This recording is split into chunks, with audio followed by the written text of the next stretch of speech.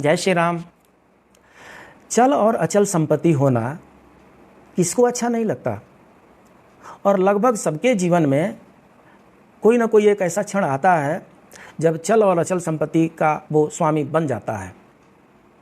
और जब भी अचल संपत्ति का स्वामी कोई बनता है तो वो वास्तुशास्त्र के बारे में जानने का इच्छुक हो जाता है। वो जानना चाहता है कि मुझे क्या करने से ज़्यादा अच्छा रहेगा। और ये तो आपको भी पता है कि कुछ चीज़ें ऐसी होती हैं कि अपना उनका समय होता है, अपनी उनकी दिशा होती है, अपने उनके स्थान होते हैं और उनके अनुसार वो चीज़ें ज़्यादा अच्छी होती हैं। वही चीज़ें जान लेते हैं। रसोई घर, घर का जो सबसे इम्पॉर्टेंट चीज़ है वो रसोई घर है। रसोई घर वो जगह है जहाँ से खाना बनता है और 3 समय 4 समय हम खाना ग्रहण करते हैं और हमारा मन उससे परिपक्व होता है, मन का निर्माण होता है और इस शरीर पे मन का ही कंट्रोल है। तो रसोई घर कहाँ बनाना चाहिए, इसके बारे में वास्तुशास्त्री कहते हैं कि रसोई जो है अग्नि का प्रतीक है। रसोई घर आग्नेय कोण में होना चाहिए, अर्थात पूर्व और दक्षिण के कोने में रसोई घर होना चाहिए, शुभ होता है। दूसरी चीज़ ये होती है कि लगभग हम सबके पास रसोई तो होगी ही, पूजा वूजा का भी थोड़ा बहुत सामान होता ही है। तो प्रयत्न ये करना है कि रसोई या पूजा घर बेडरूम में नहीं हो, बेडरूम से कनेक्टेड रसोई पूजा घर या रसोई ना हो, ये दोनों अलग अलग होने चाहिए। तीसरी चीज़ क्या होती है ना, कई बार घर से ऊपर जब सीढ़ी जाती है तो सीढ़ी के नीचे हम बहुत कुछ बनाना शुरू कर देते हैं। सीढ़ी के नीचे पूजा घर नहीं बनाना है, बहुत अशुभ फल होता है। उसके बाद से क्या है, बहुत सामर्थ्यवान लोग जो होते हैं वो घर में मूर्तियों को स्थापित करने लगते हैं। घर में मूर्तियों को स्थापित नहीं करनी चाहिए।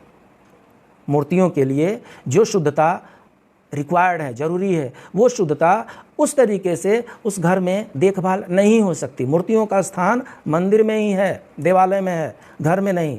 घर में चित्र रखिए, छोटी मूर्ति और चित्र रखिए और उनका पूजा कीजिए। अब जब घर में सीढ़ियाँ बनने लगती हैं तो सीढ़ियों की संख्या पर भी विचार किया जाता है। तो ऐसा वास्तुशास्त्री कहते हैं कि सीढ़ियों की संख्या विषम होनी चाहिए, ऑड नंबर होनी चाहिए, जैसे 21 हो, 23 हो, 25 हो। तो जब सीढ़ियाँ बन रही हों तो अपने जो भी राजमिस्त्री हैं उनको आप इंस्ट्रक्ट करें कि जो नंबर ऑफ स्टेप्स होना चाहिए, जो सीढ़ियों के पायदान होना चाहिए, वो विषम संख्या में होने चाहिए, शुभ माना जाता है। उसके बाद से क्या है, जो घर में जो सीढ़ियाँ ऊपर चढ़ने के लिए होती हैं वो सामने की ओर से नहीं होनी चाहिए। सामने की ओर से मतलब अगर कोई भी व्यक्ति घर में आ रहा है तो उसको सामने से आते समय सीढ़ी दृष्टिगोचर नहीं होनी चाहिए। सीढ़ी कुछ ऐसे जगह से बनाना चाहिए जो सामने से कोई आ रहा है उसको दृष्टिगोचर ना हो। अगर दृष्टिगोचर होता है तो शुभ नहीं माना जाता है। सीढ़ी लेफ्ट से बना दीजिए, राइट से बना दीजिए, पीछे से बना दीजिए, भीतर से जाके बना दीजिए, सामने से सीढ़ी दिखाई पड़े ऐसा सीढ़ी नहीं बनाना है। और उसके बाद से क्या है, पूजा घर में मोस्ट इंपॉर्टेंट चीज़ है। पूजा घर वो जगह है जहाँ से हमें एनर्जी में मिलती है। तो एक तो पूजा घर जो है वो ईशान कोण में बनाना है।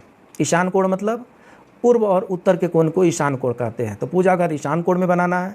और दूसरी चीज़ ये है कि पूजा घर से सटा हुआ, पूजा घर से सटा हुआ लेफ्ट राइट बैकवर्ड फॉरवर्ड, और पूजा घर से ऊपर नीचे शौचालय नहीं होना चाहिए।